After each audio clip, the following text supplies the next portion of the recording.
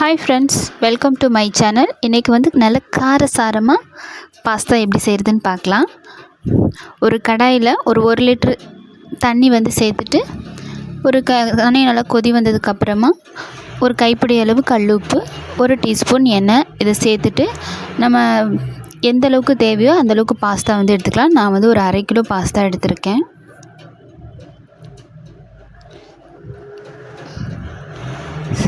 இப்போ இந்த பாஸ்தாவை ஒரு 2 நிமிஷம் நல்லா வேக வச்சு எடுத்துடலாம்.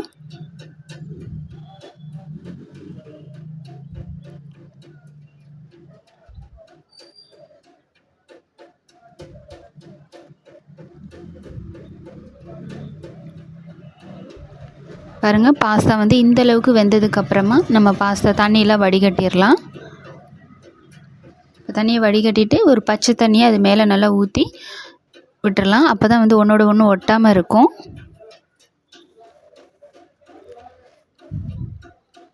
இப்போ அதே கடாயை சூடுபடுத்திட்டு 2 டீஸ்பூன் ஆயில் சேர்த்துக்கலாம்.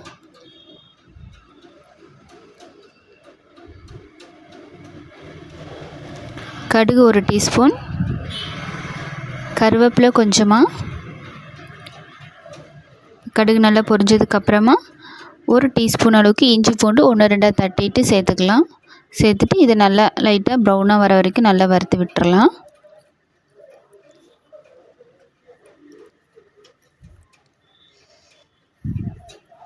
நல்லா வதக்கினதுக்கப்புறமா 2 பெரிய வெங்காயம் பொடியாக கட் பண்ணிவிட்டு அதையும் சேர்த்துடலாம். இப்போ வெங்காயம் நல்லா வதங்கி வரணும், அது வரைக்கும் நல்லா வதக்கி விட்டு எடுத்துடலாம்.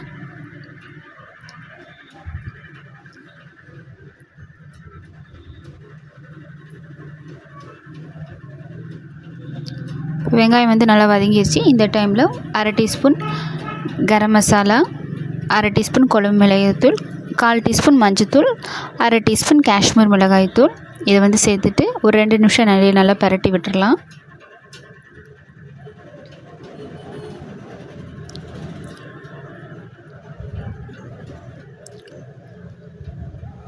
இப்போ 2 தக்காளி, மீடியம் சைஸ் தக்காளியை மிக்சியில் நல்லா நைஸாக அடிச்சுட்டு இந்த டைமில் சேர்த்துக்கலாம்.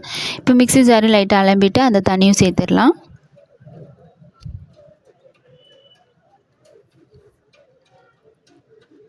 சேர்த்துட்டு ஒரு 5 நிமிஷம் இதோட பச்சை வாசனைலாம் போகிற அளவுக்கு ஒரு 5 நிமிஷம் நல்லா கொதிக்க வச்சிடலாம்.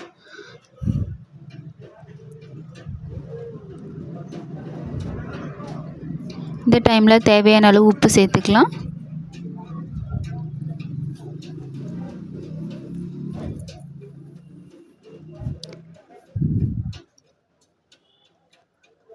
ஒரு 5 நிமிஷம் நல்லா கொதிச்சதுக்கப்புறமா நம்ம வேக வச்சுருக்க பாஸ்தாவை இது கூட சேர்த்துட்டு நல்லா கலந்து விட்டுறலாம். இப்போ கலந்து விட்டுட்டு விருப்பப்பட்டால் கொத்தமல்லி தழை தூவிட்டு சுட சுட பரிமாறலாம். இப்போ நல்லா மிக்ஸ் பண்ணி விட்டுட்டு நம்ம அடுப்பை ஆஃப் பண்ணிடலாம். பாஸ்தா சூடு ஆற ஆற அந்த ஜூஸ் எல்லாம் நல்லா இழுத்துரும். அதனால் சுட சுட நல்லா பரிமாறினீங்கன்னா நல்லா ஜூஸியாக நல்லா டேஸ்ட்டாக இருக்கும்.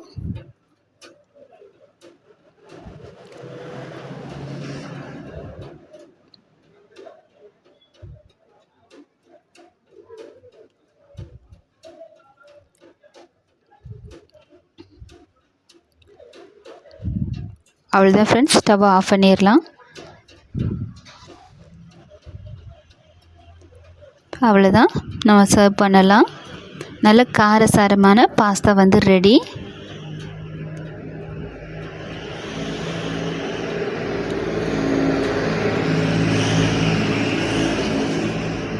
எப்படி இருக்குன்னு டேஸ்ட் பண்ணிடலாமா?